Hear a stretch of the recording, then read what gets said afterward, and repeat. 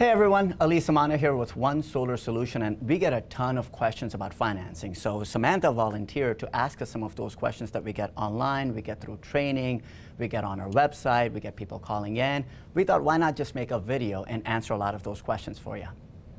Question one, how much does it cost? That's a great question, Samantha. So the actual cost when it comes to homes versus buildings versus commercial buildings, it differs. So homes, it can be anywhere from, I don't know, $150 a month if they finance it. And commercial buildings, they can be cash flow positive from day one. So really when it comes to businesses, they're looking for cash flow. They're looking for how much goes out of my pocket right now versus how much is gonna stay with me. So in businesses, we're focused on making them cash flow positive from day one. Now, when it comes to residential, there's really multiple different ways of owning solar. So how much it ends up costing you is a very different answer depending on which way you finance. So I'm sure we're going to dive into each and every one of those three. Oh yeah, so let's just get right to it. What are the options for financing? So there's multiple. So there's one where it's called a power purchase agreement. So people think it's the one that's easiest for them. Look, you don't have to put anything down. You don't have to worry about the layout. You don't have to worry about the tax credits, the rebates, the grants. They just come, they install panels, and then whatever's generated on top of your roof, they send you a bill, and just like your electric bill right now, you pay for it. Now, generally in Texas, it's a little bit more expensive than your normal electricity. So people go, but yeah, what's a couple of cents when I'm going solar? But the reality is that there's a lot of cost that people don't know about.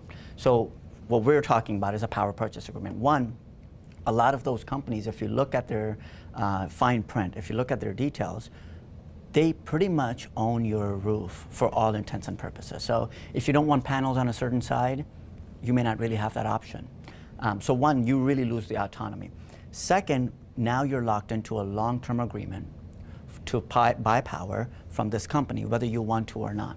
And those agreements go anywhere from 5 to 20 years. So they're actually 20-year agreements, and a lot of them give you an option to buy at the end of 5 years. So I know you're wondering, why 5 years? Well, here's why. Because at 5 years, that's where the company that is selling it to you has taken all of the juice out of it. So what they've done is, they have already taken their 30% tax rebate. They've already gotten their grants out of it if there's USDA grants or other federal grants. They've already gotten utility rebates.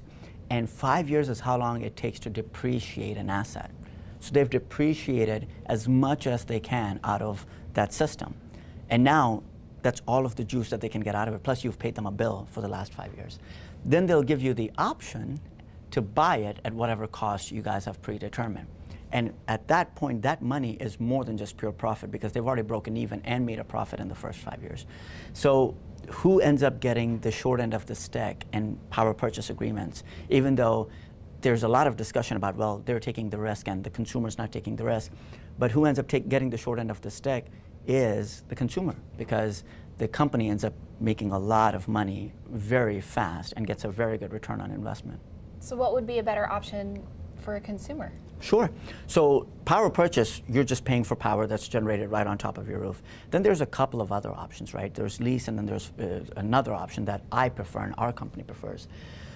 With lease, what ends up happening is that you sign a 20-year agreement to lease these panels, just like you lease your car, and you make a payment for those 20 years. Now, again, the company gets to own those panels. So they get the tax rebate, they get the incentives, they get all of the rebates, and they get to depreciate it. But what they also get to do is you don't have the option to buy in a lot of the lease agreements. So what ends up happening now is, if you want to sell your home, and most people don't stay in their home for 20 years, they stay in their home for 7 years. Now you've got to find a buyer that is really wanting to, one, go green. Number two is wanting to take over your very long contract, potentially 13 years left. And number three, can qualify for that and is willing to make that payment. So even though that might not seem like too bad of a deal, especially compared to some of the other options out there, when you go to sell, it can be a challenge. The best option is to really own the panels from day one. So when a salesperson comes, he will give, and he wants to sell you one of the first two options because that's where his commissions are maximized, right? That's where the company makes money. So he wants to sell you either PPA or lease. And what he's going to tell you is, but Mr. or Mrs. Customer, you don't have to worry about maintenance. You don't have to worry about panels going bad. We're going to take care of it all. Well, the reality is, even when you own panels, there's no maintenance. So there's no moving parts, there's nothing to oil, you don't even have to clean those, they're very sturdy. So there's really no maintenance. And as far as them going bad, well, they come with a very long warranty, 25-year production warranty anyway. So you don't really have to worry about them going bad because they're backed by manufacturer's warranty for a very long time. So now you own them, well, just like you owned your car. You have two options. Some people go and buy their car in cash. They pay $10,000 to $25,000, write a check. And then others go to a bank and get it financed.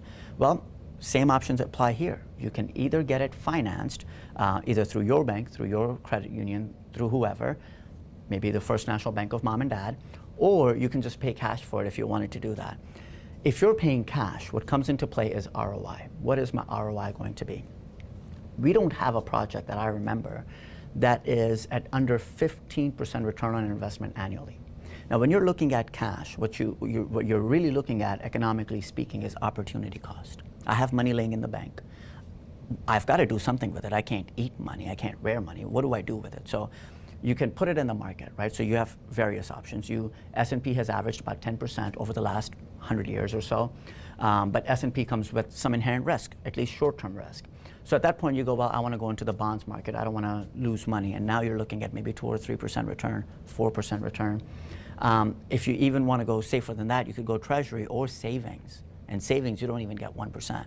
So you've got real safety, no liquidity, but 1% return. If you go solar, you get 15% or more return compounded annually. So 50% better than S&P 500, but with no risk. Because if the sun doesn't rise tomorrow, we're not going to be worried about ROI. We've got bigger problems. So that's the reality when it comes to paying cash. And the other option is actually financing it. So if you finance it, what happens? Well, you finance it, you of course pay interest, whatever, based on your credit. But our goal at that point, and for majority of our customers it's true, they get to save money from day one. So what happens is they don't have to pay more to go green, just like with some of the other options. They get to go green and save money. And that's why we love it. And more importantly, they get the 30% tax credit, they get all of the rebates, they get the incentives, and they own the panels outright. So when they go to sell their home, they don't have to worry about transferring anything. So do they have to fill out all the rebates and apply for everything themselves? Do you guys help them with that? We do everything, right, besides the signature line. So we fill out all of the HOA paperwork. We fill out all of the city paperwork for all of the permitting. We are Encore approved for the Encore area here in the DFW. So Encore money comes directly to us. In the CoServe area, we've built a great relationship with our CoServe partners on the green side. So we can help our customers from A to Z, from all the way from the first conversation where they just have some questions, all the way until inspection and their system getting turned on. Wait, back up. You said HOA. Yes, the big words, right? So I was just reading, and this is very timely, I was just reading an article, and I'm going to share this, and this is a side, but I'm going to share this, of an HOA. Somebody removed blinds because their child had some mental issues and they were afraid he might hang themselves with the blind. So they removed blinds, they put up some gray curtains instead. And the HOA sent them a notice that they had to have blinds. So HOAs are becoming a pain for a lot of customers, but luckily in the state of Texas, they cannot say no. Let me say it again. HOAs cannot say no. So we've worked with plenty of HOAs. We have a great relationship. We don't really have projects turned down by HOAs. And even if they have some restrictions, we generally work with them. If they send us some guidelines, we generally work with them. But there have been times, with the permission of our customers, where we've had to appeal them, where they were being unreasonable. And remember, they can't say no. So then we kindly and gently bring it to their attention as to what the legalities and what the rules are. And most HOAs are reasonable, especially when dealt with these legalities and laws. And I heard you say the word CoServe. Yes. Can you explain what that is?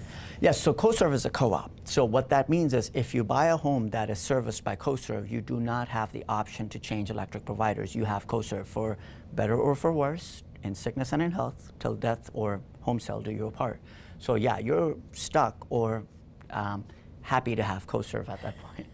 Now they have rebates as well. So they give you a lot of money to put towards solar. And they send you a check. Now there's benefits to being in CoServe, meaning you never have to worry about being out of contract for electricity, which means you don't have to worry about high out of contract charges, right? And then there's downsides, meaning you can never change, even if you wanted to, right? So if the rates were a little bit higher, you found something cheaper, you can't change.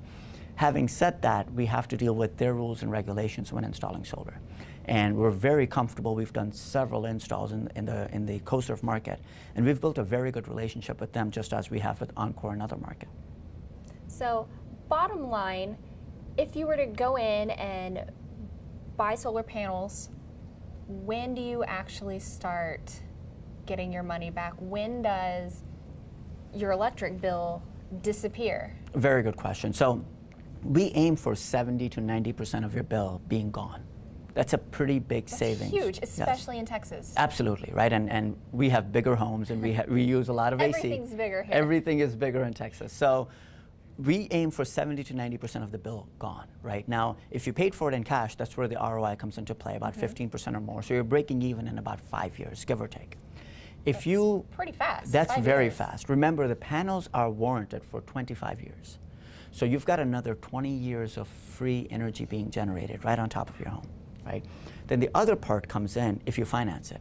If you finance it, again, it depends on how short-term or long-term you want it, right? So some people, they call me and they go, through your banks, and we partner with a lot of banks to offer financing for our customers. So they go, through your banks, what can I get at 0% interest? I don't want to pay any interest. And we come to them with those programs, and they're generally shorter programs, 12-month, 18-month programs. And what happens is you pay it off in those 12 or 18 months, same as cash.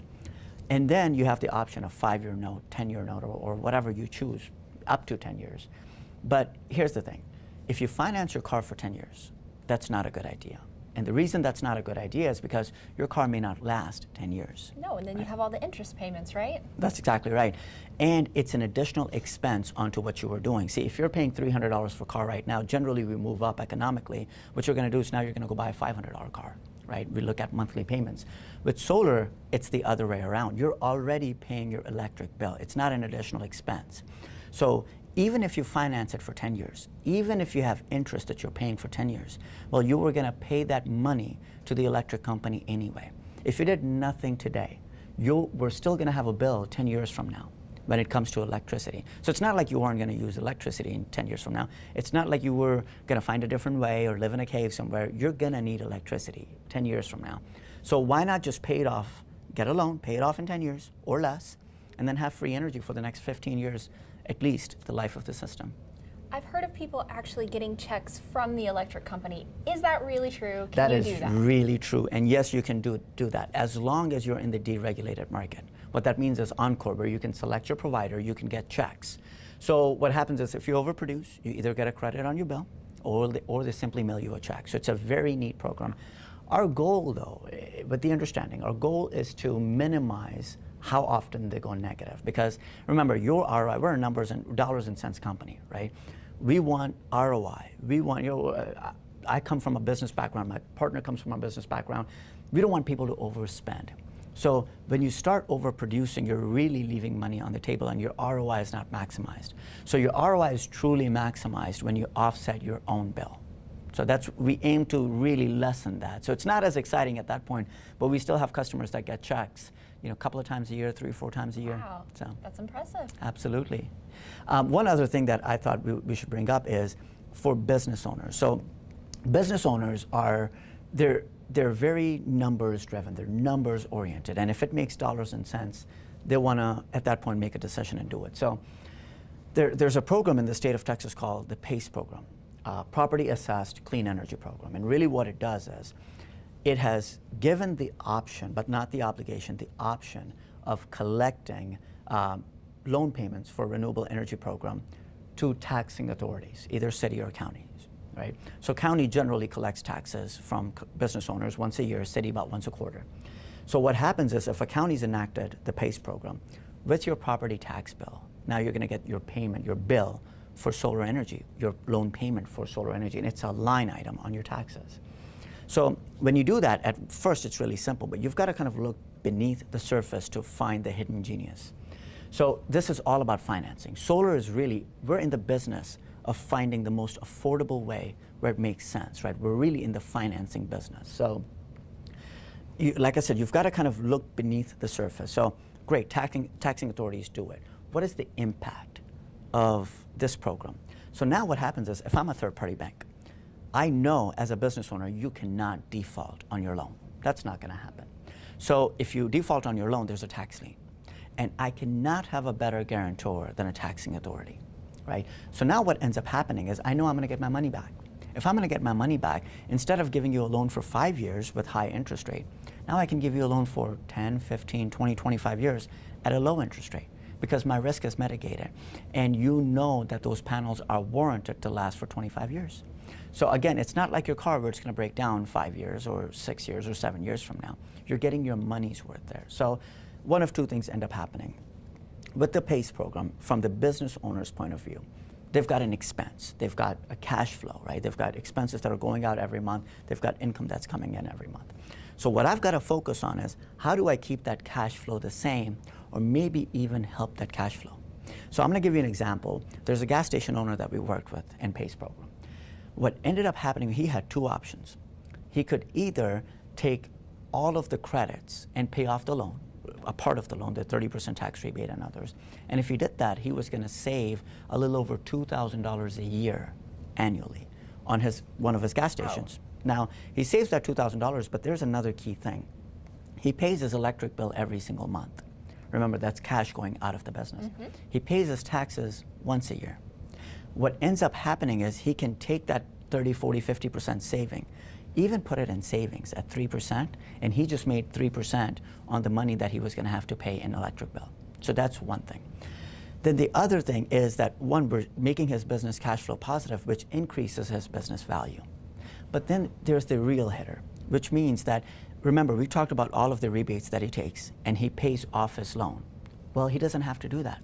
He can take all of those rebates and buy another location, create more jobs, increase his revenue, and increase his net worth altogether. And he does that through a government program. And it's completely legal. Wow. And at that point, he may be a little bit cash flow negative, but he opened up another location which then contributes to his cash flow. So a lot of different options with PACE program, and really a lot of different creative ways to finance solar, but only a couple of them that benefit the consumer. Wow, that is amazing. So let's talk about now, in Texas, this is Tornado Alley. We've got hail, we've got straight line winds, we've got crazy weather. And you talked about a 25-year warranty. How does that work? Are my panels, they're made of glass, are they gonna break? So they're actually protected. It's glass, but then it's protected. So your panels are extremely sturdy. The panels that we use and what they're tested for in a lab is 1-inch hail, 60 miles an hour at a 90-degree angle. Now, the reason I say they're tested for in a lab, because there's no wind in a lab. So they literally take something that's 1 inch that kind of sort of looks like hail, and then they shoot it straight, and then they see at what speed does it do damage, and that speed is 60 miles an hour at a direct impact. But there's two things. One, when there's storms, there's high wind. So it's really taking the impact out of the hail. And number two, panels are never installed at a 90-degree angle. Lost my train of thought. So they're always installed at some angle that is not flat. So at that point, what you can do is you can increase one of the two variables. Either hail can be really large, or it can come down really fast, and it still will withstand that. So this is what lab is it's tested for in a lab. Let me give you some anecdotal evidence. We've had probably the worst hail season that I remember in the last, I don't know, so many years. We've had 3 of our customers that they had to replace the roof. The roof was completely shot, had to replace it. Insurance paid us to uninstall, test, and reinstall their panels. Out of these 3 customers, can you guess how many panels were damaged? Is it 0? It is 0. Congratulations. Now, then we also had roofers contact us for installs that weren't ours, where again we had to uninstall, test, and reinstall panels, about half a dozen homes. Again, can you guess how many of those panels were damaged? I'm going to go with 0 again. That's a great answer. So the reality is that they're very, very sturdy. But when somebody asks about hail damage, what they're truly asking is, what is my risk, right? Mm-hmm. If I have a really bad hail damage, do I have to pay again for hail? And the answer is no, because they're covered under your homeowner's insurance. So it sounds like, if anything, solar panels are going to protect your roof. That's exactly right.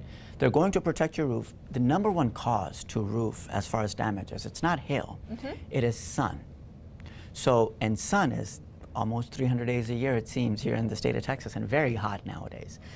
So it actually protects it from the heat and the direct sunlight because it covers the shingles up. So it extends the life of your roof as opposed to damage it or hurt it. Well, thank you so much. This has been so informative.